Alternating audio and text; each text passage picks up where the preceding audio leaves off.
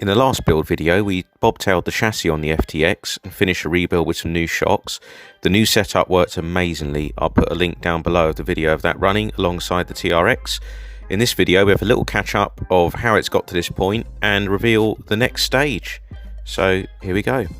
As the Fury build nears completion, let's have a brief catch up with what we've done so far to get it to the stage where I would say it's pretty much finished. So bone stock Fury, we unboxed this and compared it to the TRX4 back in last March. Found some mud soon after, and then I got it and decided to make a redneck limo, so ordered the wheels and some tyres, Camtech limo body. It was pretty stock other than that at the time. Took it for some water. I thought I'd put the arches from the original shell on, which looked pretty cool. Really cool actually, I like that shell. We got a bit braver now and started playing in the water and things, so it started to get a bit more abuse, and the 20-turn motor was too snappy. Snapped the gearbox gears, sprayed the original shell on the outside, got some tyres, took it to the woods. It was performing well now, we're getting braver with it, a few little upgrades, bumper, diff pumpkins, found some metal gears, bought the RGT ones, started being able to pull the TRX out, and definitely found the water. Looking shiny with a silver shell after the other one died. 35-turn motor now and a few other mods. Looking very swanky there. Went to the beach. Found some more water.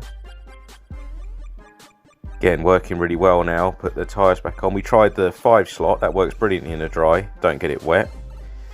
Back to the limo shell for a bit. 550 time, that thing was torquey, but it just didn't last. Gave the axles a rebuild, make sure they were alright, added some weights. 236 a wheel, it was nearly a kilo of wheels on that thing. That's just before Christmas, no dives in the stream. Mini Moab, 550 powered at this point, tearing it up. It's fun there, no grip. It's the cat. Then Paul crashed into me. I've done a rear bumper delete now. Got it nice and muddy, trashed a motor and realised that most of my bearings were knackered. So we stripped it down, new 35-turn motor in there, 4 alloy shocks, bobtailed the chassis so it's shorter, funky new shell, took it out, performs brilliantly. So the next stage, Hobbywing Axe, ching ching, no more budget now, and an even shorter front bumper. Right, I would say our FTX Outback Fury is pretty much as done as it's going to get now, apart from adding 2.2s at some point to give us a little bit more diff clearance, unless they bring out portal axles. I've taken off the front bumper, I've replaced it with just the alloy version of the stock bumper mount, and I've managed to fab some shackles onto it. So now we really won't have any front overhang as well as rear overhang. That was working really well last time. Still got points for a chain, but there's nothing there now at all to get in the way.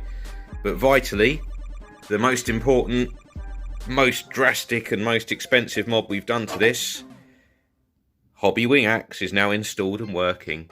So really snug fit in there between the shock towers and the servo. Lot less wiring than before as well. I got rid of anything we didn't need. Look at that beautiful, cheeky little axe motor in there. I don't know if this is going to get a proper run out before we go to Paddlesworth, but it's certainly going to get a good test on their course. We went for the 1800 kV in the end because I thought it's only got one gear to choose from. I didn't want to go too fast, didn't want to go too chuggy, whereas obviously in Paul's TRX4 it can swap between the gears. I think the lower, you know, it's geared lower on its lower setting, higher on its higher setting, but I cannot wait to try this. So apart from a set of 2.2s, there's really not much left to do on this now. Say it's done, on to the next one, onto the mud truck, but this is going to be awesome.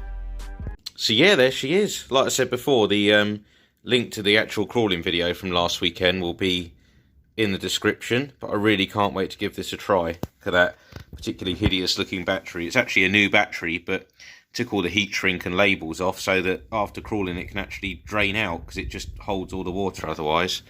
I'd love to go and test this right now, but I really should be getting on with this piece of old poop. And also,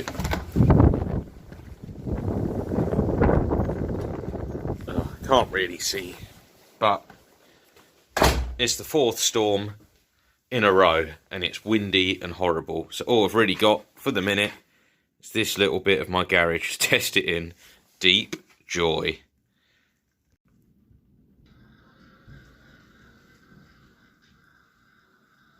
Truck goes slow. Truck goes fast. Truck goes backwards. Truck goes forwards. And that is about all I'm going to be able to test at the minute.